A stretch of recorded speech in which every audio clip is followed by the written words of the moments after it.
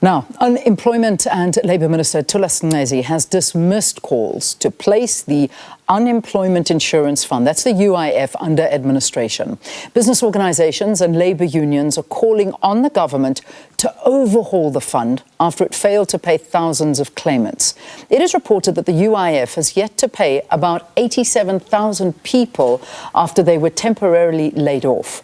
Business Unity South Africa says the UIF is putting workers' livelihoods at risk after allegations of corruption and systematic dysfunction.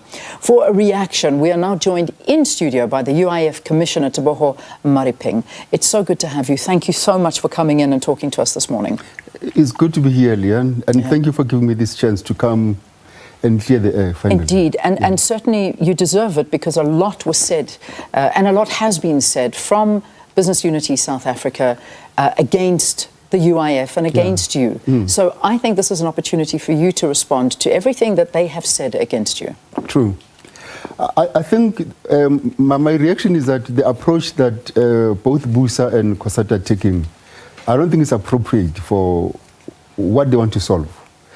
On one angle, we have an engagement model at NETLEG, where all the social partners, and this is now organized labor, organized business, government, and organized community, where we engage about a number of issues. And amongst those was the COVID terrors.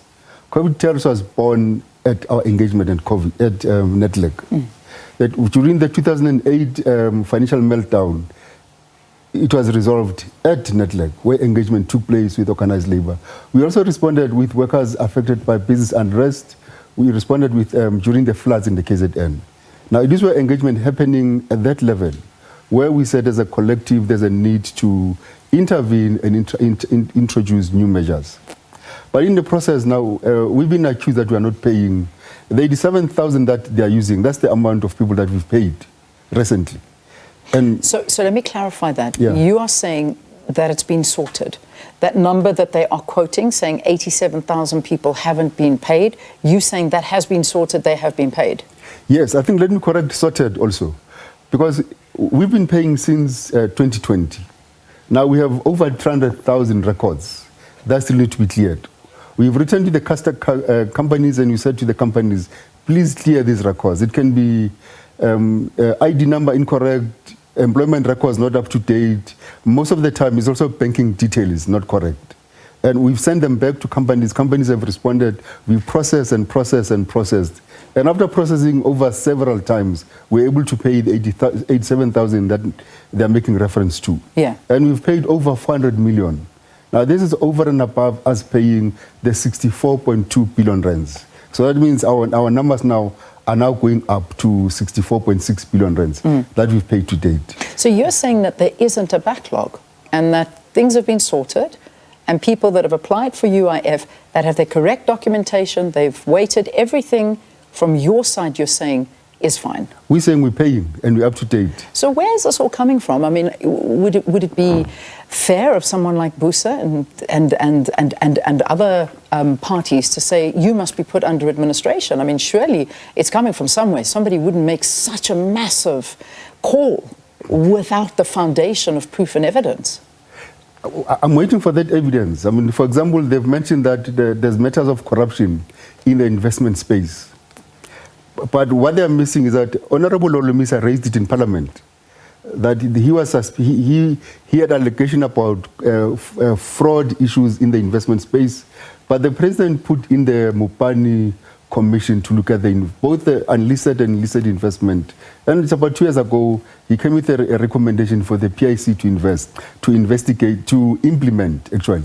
And the PIC has implemented over 98% of the recommendations that were put by Mupani. And amongst those was the introduction of a chief investment officer at PIC, cleaning up governance.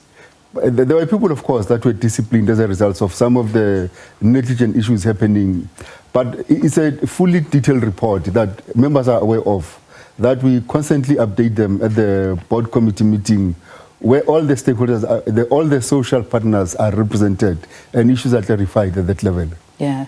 So, you know, there's, I mean, a lot of people that come through and they respond to us, they talk to us, they take us into their confidence and tell us their issues. So as much as you're saying things are sorted, I mean, we've got something coming from, you know, an individual who's written to us, and he's saying, you know, my wife and I don't understand, and neither did the relevant counsellor. We asked for assistance.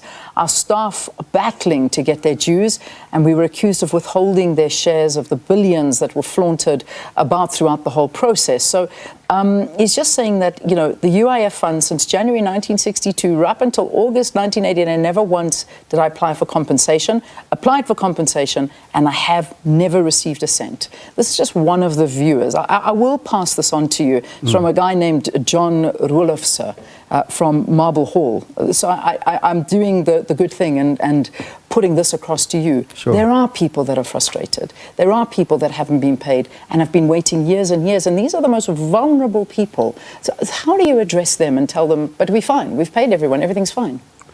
I think for me, it's issue by issue. It's hard for me to say to this case in particular. I'm also worried about the language because it's making reference to compensation. I hope it's not confusing UIF and compensation fund. But let me assume that it's UIF. One of the greatest challenges we have as UIF is non-compliance from companies. Employees, they see deductions in their payslip every month. Deduction going through, but what they don't know is whether this money makes it to UIF. What they don't know is whether the company take their details and send them to UIF. Because in the absence of those details coming to UIF, it means you are not insured.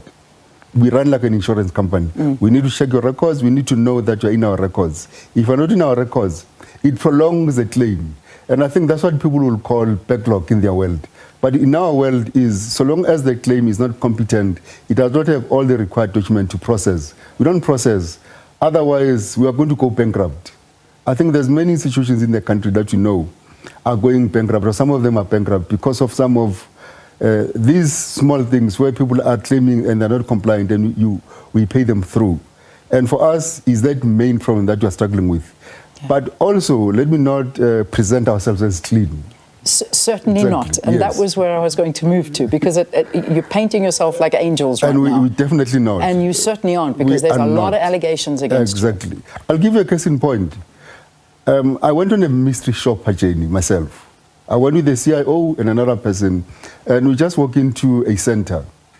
We were wearing your nice techies and a cap, and we pretended to come to claim for UIF. And to my surprise, when I walked into the center, this security guard wanted me to pay 400 rands for them to speed up my claim. Well, we thought, well, let's play along. So we went to the bank because we didn't have cash. We said, but sorry, we just need to go to the bank. And we came back, we gave the person some money. They actually ran with the process. And now what it does, they move our claim up. And if they're moving our claim up, whose claim are they moving back? Because, and I think for me, that's where these complaints are coming from. That there are some of our centers where if I pay the 200 rands, they move my claim up, but they move somebody's claim backwards. And that could be someone whose claim has been there for a week, 2 weeks, and is just about to reach the turnaround time. Or they've been waiting for too long, and maybe their compliance issue is just now getting sorted, and now their claim gets moved backwards because I was able to pay 200 rands. Yeah.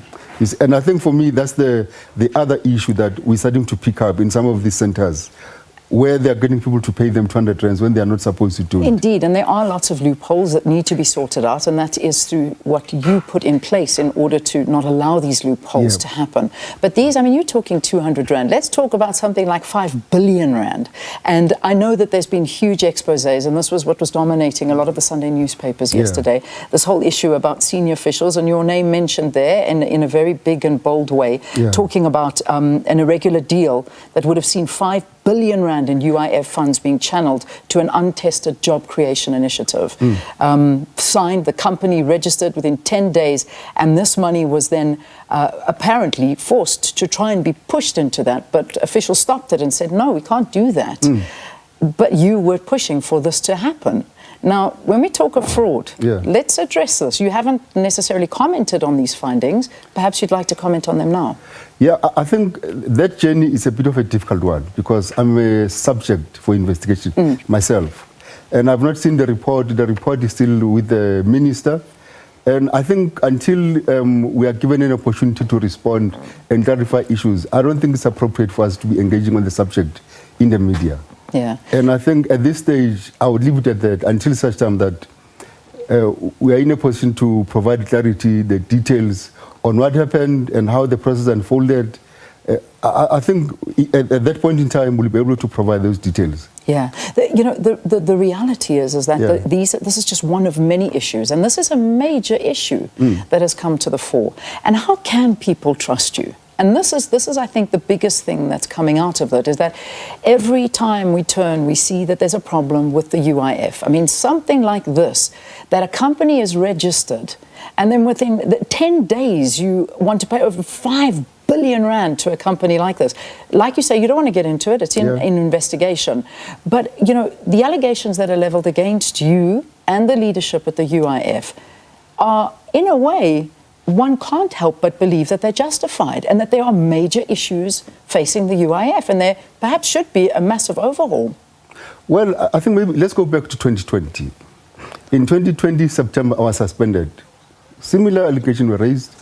Maladministration, fraud, that during COVID we were transferring money to our friends, paying dead people. I'm back here again. And the investigation found that there was no fraudulent activities against me as a person, against the members of EXCO. And during that time, I also did the same thing. I didn't want to comment in the media about the case until the case was finalized. Because I was on suspension for about 12 months, came back, and then the process unfolded. And it came out clear that we didn't do anything malicious or anything fraudulent as a result. And so you believe the same for this allegation now? I believe we must give this process a chance to go to its finality. What about the state of progress of your annual audit from the Auditor General? We're actually finalizing now. We're just finalizing the final touches of the annual report. We just sent it to AG. They've given us their feedback, and it will be coming out very soon. But what is important with our financials, what people don't understand, UIF has over 130 billion rands that we've invested.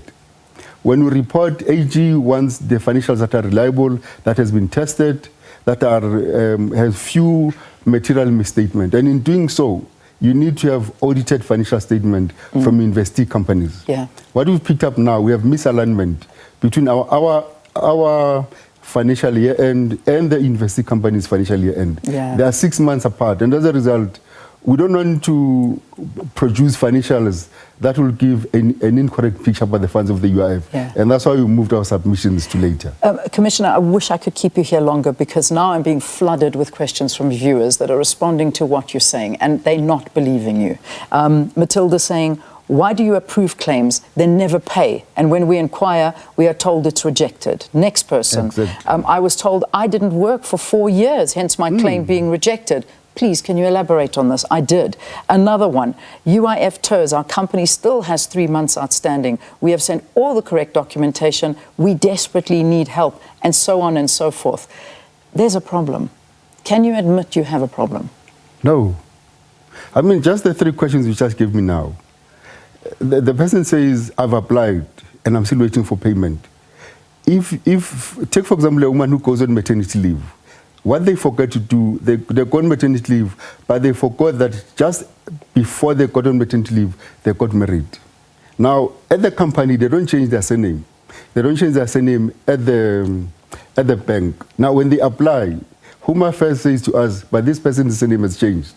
It's small things like those, because for us it will be, are we paying to the right person, and should we pay?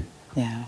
And we don't take chances with South Africans' monies. That's why we take every steps possible to make sure that we pay to the right person. Commissioner, thank you for coming in. I say there are so many, and perhaps I can put these directly in touch with you, because people are angry and they are frustrated, and they're blaming the UIF for not paying them, and things going wrong. Got to leave it there. That was the Commissioner Teboho Maruping, the UIF, speaking about Busa's call for the UIF to be placed under administration. They say there is nothing wrong.